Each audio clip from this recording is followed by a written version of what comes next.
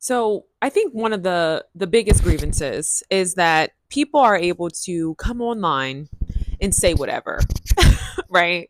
And I spoke about Code Switch, right? And how they were talking about, the origins of freedom of speech and who is given the option, right? The privilege, rather, to have freedom of speech. And typically that is persons of power, right? Influence, things like, financial power, things like that, social capital. And I'm starting to feel like maybe that's not such a bad thing, right? I think sometimes when we rally together and we say things like, we're here to fight for the oppressed, we're here to fight for those that are, the underdog, in terms of information, I don't know. I think it's getting pretty murky. I think it's getting pretty murky. I think it's getting pretty dangerous. You have a lot of people who just come online and they just say things, and it's really bad and it's incredibly misleading. And I think it's influenced the way we live our lives, right? And in terms of what we do and what we don't do. And I don't know. I was watching a video recently, and there was this woman on there. She was blaming single mothers uh, for autism. And I'm like, this is really bad. This is really, really bad. And, you think back to, post pandemic, when everyone was like, the COVID thing, it was a hoax and it was a conspiracies. I remember my colleagues were talking about this and they were saying that, it was a conspiracy. And one of the things that I found to be so interesting about the introduction of that, right? And I'm not going to say it was an introduction because there's people who've been talking about the medical field and so forth prior, is that people seem to have a change of heart when they need medical attention, right? So it's funny. It's like everyone's like, they were like, don't do the vaccines and don't do this and don't do that until they are in need of medical attention. So I always found those conversations to be very interesting. And then fast forward to today, being the person that I am, right? I have, had friends who were like, yeah, I'm diagnosed with X, Y, and Z. And I was like, what made you, seek out this type of diagnosis? And it was like, well, X, Y, and Z. And I'm like, yeah, it could be that, or maybe you're just a little disorganized. Maybe you need to learn how to be more organized with your time. Maybe you need to learn time management. Maybe you need to learn how to organize your life in such a way. Maybe it's not a medical, maybe it's not something that needs medical attention. And so I've always found that to be very interesting. And one of the things that kind of led me to try to seek to understand a little bit more was Thomas Sachs's work. And he talks about the myth of mental illness. Now, I know that this was very controversial, right? So I don't want to go too deep into this here, but I will say, just from what he was, talking about, he says the reason that we kind of seek to have, or rather, we classify ourselves as being mentally deficient is because we want to surrender our will and we want to have someone essentially take care of us, right? It feels good to be taken care of and to surrender our inhibitions, right? And to kind of just do whatever it is that we want to do. And when you think about this, for example, I don't know if you've ever, babysat a cousin, right? If you have kids, right? And so, like, if your kid is being bad and you enable that behavior, right? But you do it in a way that kind of lets the child know, or at least communicates to the child, that you don't have control over your actions, right? The child will keep doing that because it feels good to be comforted in that way. And I think for a lot of people who've never had that level of comfort, which I think that's really for a lot of people, right? Surprisingly, there are a lot of people who have not been parented and who have not been held and loved and, treated with such kindness and attention. You know what I mean? So anytime you get attention, whether it's bad attention, people typically, if, you're not self-aware, which, if you're talking about young people and children, for example, they're going to gravitate towards that. Now, the other side of this is that there's always been children with special needs, right? And I think something that's really unfortunate about the Black community is because of the lack of education and that lack of resources to, accredited institutions. There's really no one there to actually do the research for us, right? There's no one there to study, special needs of Black children, right? We do have a little bit more research in regards to what took place during the asylums and mental health and just really the ways in which African Americans were treated in disproportion. right, of care and things like that in regards to psychiatric hospitals and the history there. But we don't really have any, we lack so much research in regards to our culture because there's not a lot of African American researchers, right? And for those that are African American researchers or those who do study our culture, typically there's not a lot of funding, right? So we don't typically hear about these things. Maybe it's more of a small timesy thing, or maybe it's just one researcher, right? Like the knowledge is very scarce. Okay, and so that's kind of why I think in terms of the media and its influence on our culture, I think it has such a it is a very impactful influence on our culture. So I just wanted to kind of come on here and say that. And I think anyways, back to, I was saying that, and then I was going to wrap up by saying, when the commentator, she's obviously just not a good person. Okay, let me not say a good person, but I don't know if I would listen to her content. But when she was blaming single mothers for autism, like I said, there's always been special needs, right? A lot of it is genetics, right? As someone who studied biology for just a few years, okay, I was definitely trying to be pre-med when I first entered college. There are things such as like genetic mutations. There are things such as genes. And, honestly, you guys, I don't think we realize the miracle in actually being alive, right? I know a lot of people, especially within our community, we really talk about motherhood and children, and we do it in a way that's very dehumanizing. Now, obviously, this is certainly from a historical context, right? The way that we devalue Black life, it comes out in our aggression and the shame that we have on Black single women, right? It's the damn you for bearing a Black child, right? Because inherently, right, we don't believe that any of us is worthy of life, of compassion, right? To be here, right? And that's why we, attack one another.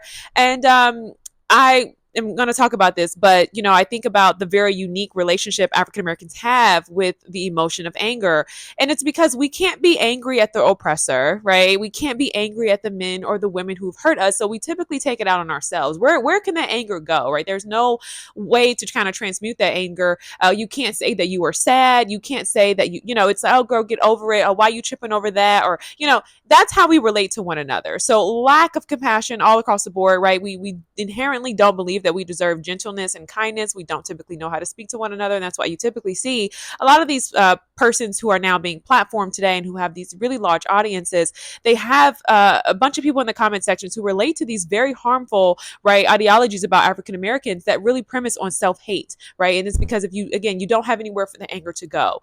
I don't think that we can address enough the dysfunction within our communities and how, yes, Black people can bully other Black people. Black people can, be your own source of pain. And so perhaps maybe with that lack of, expression, maybe, I don't know, I just think for some people they're never really able to move on past maybe what happened in high school, right? They're never really able to move on past, unfortunately, the experiences that they had with other African Americans in their community. And so this comes out as seeking some level of superiority. Again, to reference Thomas Sachs' work, people who are inferior are always going to find ways to feel superior. So whether that's the commentator who I just mentioned, unfortunately, online, blaming single mothers for autism, right? She's a Black woman, she's married, she really goes on and on, just rag single moms, or whether that's Black men who do the same thing, who get online and they want to stand on top of women. You have a bunch of people who are always going to find some way to feel superior, right? If you feel inferior fundamentally, right, you don't feel like you're worthy to be here, you're going to project onto other people. And that's why we have the work of psychological enslavement, right? That's the work that we do today to really detangle, right, the behaviors and the attitudes that we have towards one another, because the compassion is just completely gone. Now, obviously, this is an attitude that is permeated in a lot of spaces, right? Again, you have white men, other men of other races. I don't really follow them on TikTok, or, I'm not on TikTok, but, I don't see them on YouTube. They're not on my algorithm. But a lot of people today were looking to find some way to get ahead, right? When you are given this, this bevy of knowledge, right? Now that, okay, yes, you probably do want to try to find some type of additional or advanced degree or whatever the case may be to get a better job. Now you know how to get into the doors, right? You talk about gatekeeping. Now you have the knowledge to get into the building, but you don't have the foundation. You don't have the credentials, right? And so a lot of people are, at this place in society where they're so deeply, disenfranchised, right? Because unfortunately they didn't have the knowledge at the time in which, they were 24, 25, 21. They're older now. They've made a lot of mistakes. They've garnered wisdom, but they don't have compassion, right? Life has hardened them. So unfortunately, they don't really have the ability to say, hey, listen, this is what I would do differently, right? It's like, I am so angry that I didn't know this sooner. I am so angry at the next person because I need to feel superior because within myself, I have fallen short, right? I've fallen short of becoming anything, of pursuing anything, of being anything, right? I've fallen so short of my potential, right? For a myriad of reasons. If we just start with number one, maybe I didn't know how to maximize this potential. Maybe I didn't know how to learn from certain experiences. And so what you have essentially, what I'm saying, just to kind of conclude there, you have a bunch of people who are seeking superiority, who are seeking to feel better than the next person. And they're doing that at the expense of people who are vulnerable. And a lot of times that is women and children. So there's that. The other side of this, again, like I said, with the commentator, there's not a lot of research in regards to Black people with special needs, but it's always been there, right? There's always been children, African American children, who have special needs. If you read some uh, you know, I don't want to say folklore, but a lot of the stories they'll tell you, well, this child was born this way because massa was, beating me, or, she had to take the liquor for the pain during the birth, these type of stories. And I think that's kind of why we insinuate, or why someone would insinuate that, a woman is to blame for, autism and things like that, or, we're to blame. But again, I think this just really goes back to, and I know this is all over the place, but I just want to say, I think that so many of these ideologies that we have, y'all, about one another, right? About why we have fallen short as African American people, about why we do not have what this person has or what this person have, is one, again, I just think, just fundamentally, there's nowhere for it to go, right? You can't go out and blame the white man. Nobody's going to listen to you, right? If you want to go out and be violent, you will be, quite literally probably crucified. You know what I mean? Like, when you have nowhere, you have no one to take it out on, so you're going to take it out on the other person. You see what I'm saying? And I think that's just really what you have within our community. So unfortunately, people don't want to join the work and do the work of allyship, right? Unfortunately, we don't humanize one another enough to say there's good people, there's bad people, whether they're Black or not. Not everybody is skin folk. Okay, not everybody is kin folk. Not everybody is down. All right, not everybody, So at the end of the day, like I said, you just have a bunch of people who are seeking to stand on the shoulders of other people. And it's really unfortunate. I think that's why you have so much of the dysfunction that is very pervasive within our communities. And I think it really, it's all across all classes of, race and things like that. Um, so yeah, I think that was pretty much the premise of my video. I think that it was just to say that I think a lot of people are seeking, like, when you talk about evolutionary psychology, right? How we are relating to one another as humans, right? As the organism, right? Homo sapiens, right? Our language and how we communicate, how we interact with one another, it's evolving, right? From a physiological, right? From an evolutionary standpoint, rather. And the way in which we're going about that is asserting some levels of superiority, and we're doing it in very interesting ways. So obviously we know that, there's always been social hierarchies, and typically those hierarchies are based on like where you are, outside of attainment, right? Outside of, the Ivy Leagues and things like that, right? Outside of these kind of like socially constructed markers of success and these external attainments, it was phenotypical, right? So lighter skin, blue eyes, things like that. And now, okay, that's kind of got murky, right? You were able, people are able to generate income online from different things now, or people are able to enter into different social networks, or, we're being exposed to people who do have, um, certain privileges, or they do have access, right? And they may not fit certain phenotypical stereotypes, or whatever the case may be. And so we've had to evolve, right? Because what was once a barrier has been removed, or it's been lessened, right? People can come online and create their own social platforms. People can come online and they can generate their own level of social capital, right? And so all these things have shifted, right? When the barrier of entry lowers, then more people have access. And so in order to kind of sustain and maintain that, right, whether for reproductive rights, whether just for, I don't know, I don't want to say the need for, self-actualization, because I don't think that that's in correlation with, superiority or desires for superiority. But I do think now it has shifted to people kind of finding any and almost like every little thing to kind of assert themselves. and to feel more superior. And that sometimes that is mental health. I do think that we did see kind of like a wave of mental health. And I think in part, people are feeling overlooked, people are feeling ignored, so people are kind of like gravitating towards that. But yeah, I hope that this was, I hope it gave something, because I do feel like this podcast was a little bit all over the place. But I did want to come on and just kind of talk about uh, how we're evolving in terms of, how we interact with one another and how we communicate with one another and how we assert ourselves within society. And I do think that people are going about it in a very interesting way. And I don't think we've seen this before. I think that this is the first time we've really had, I would say, such a drastic shift in how we socialize and how we communicate with one another and how we assert ourselves in society, right? It was a form of fashion, it was a form, things like that, like certain brands or certain communities and things like that. But again, when barriers of access start to lower, more people have access, right? And so what was once prized, or which you could once wear this designer and assert yourself and your sense of superiority or your sense of classism, it doesn't matter anymore.